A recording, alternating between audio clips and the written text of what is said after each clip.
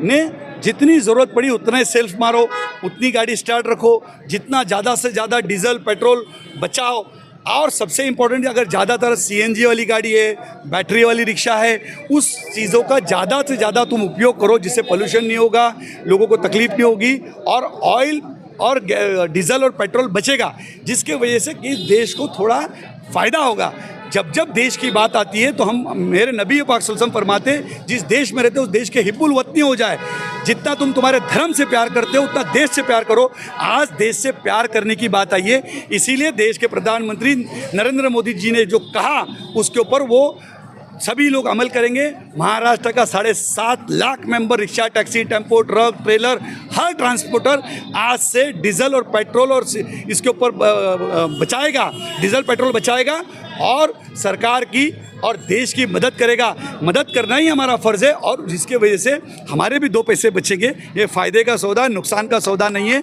अगर ज़रूरत पड़ी तो गाड़ी चलाएंगे, नहीं ज़रूरत पड़ी तो ज़बरदस्ती का हम ट्रेन और उससे सफ़र करेंगे। अगर मुझे भी सफ़र करना है तो मैं भी कोशिश करूँगा कि ट्रेन और बस का सफ़र करूँगा। रिक्शा में जो अगर मुझे जाना, रिक्शा से जाऊंगा। क्यों मैं मेरी बड़ी बड़ी गाड़ी लेके जाके उसके अंदर डीजल और पेट्रोल, अगर 6 महीने साल भर की ही बात है तो साल भर हम देश के साथ खड़े रहना चाहिए। हम सबका फ़र्ज़ है। सारे रिक्शा वाले से कहा कि ज़रूरत पड़ी तो किक मारो और आगे बढ़ो, नहीं तो गाड़ी बंद करो, उतना पेट्रोल और डीजल बचाओ।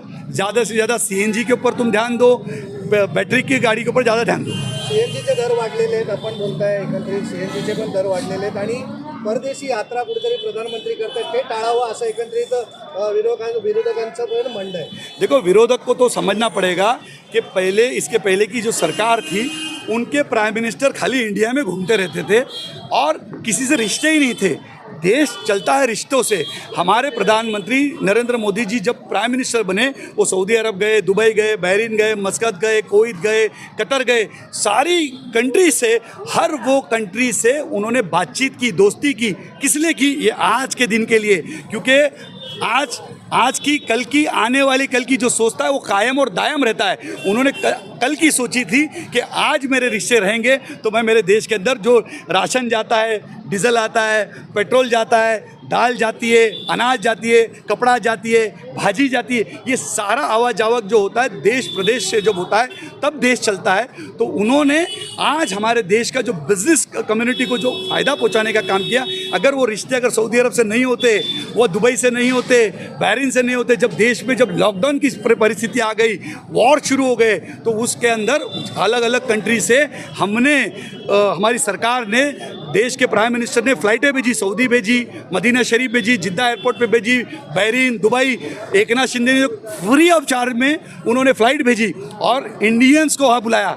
जब देश पे आफतें आती है, कंट्री पे बात आती है, तो वहाँ हिंदू और मुसलमान नहीं होता है, इंडियन हो जाते हैं। और इंडियन बोलकर हमारी देश की सरकार ने सभी जगह से जहाँ जहाँ यात्री फंसे थे अलग अलग कंट्री में, उनको बुलाने का काम किया। मैं उन विरोधकों को कहूँगा कि वो भी आपको देखना पड़ेगा, जिस तरीके से देश के प्राइम मिनिस्टर जिस तरीके से देश के लिए जो लाइनअप कर रहे हैं। आज लोगों ने कहा कि सोना मत खरीदना, उन्होंने कहा कि डीजल पेट्रोल थोड़ा कम यूज़ करना, तो उससे फ़ायदा ही है, नुकसान कहीं ना कहीं हुए। कई घर के पति खुश हो गए कि अपनी बीवी हर 6 महीने में जाके सोना खरीदती थी, आज कम से कम 1 साल वो भी शांति से सुनेगी। अगर आदमी अगर बात नहीं सुनता, लेकिन औरतें तो 100% देश के प्राइम मिनिस्टर नरेंद्र मोदी जी की बात सुनती है, महिला सुनती है, बड़े पैमाने पर सुनती है। तो मैं ये वो कहने रहे कि तुम खरीदो मत, रखो मत, लेकिन संभल के रहो, अपना कैश अपने पास रखो, बचा के रखो। यही कहने के लिए आपके बीच आया हूँ और आप देश को यही संदेश दूंगा कि एक ऐसा देश का प्राइम मिनिस्टर है जो आने वाली कल की सोच रहा है। इस उनके राह के ऊपर देश के साथ हर वो मोमेंट पे खड़े रहो, उसकी मजाक मत बनाओ, यही आपके कहने के लिए। सर, आपल्या माध्यमातून आज इतका मोठ्या प्रमाणात पकडला गेला, एकीकडे नशा मुक्त होण्यासाठी मोहीम और तुम अपने लोगों को मॉरल डाउन करते हो। अगर तुम्हारे ऐसे अगर पत्रकार अगर इस तरीके का अपने लोगों का मॉरल डाउन करेंगे तो कभी भी उत्तर प्रदेश के लोगों को इंसाफ नहीं मिलेगा।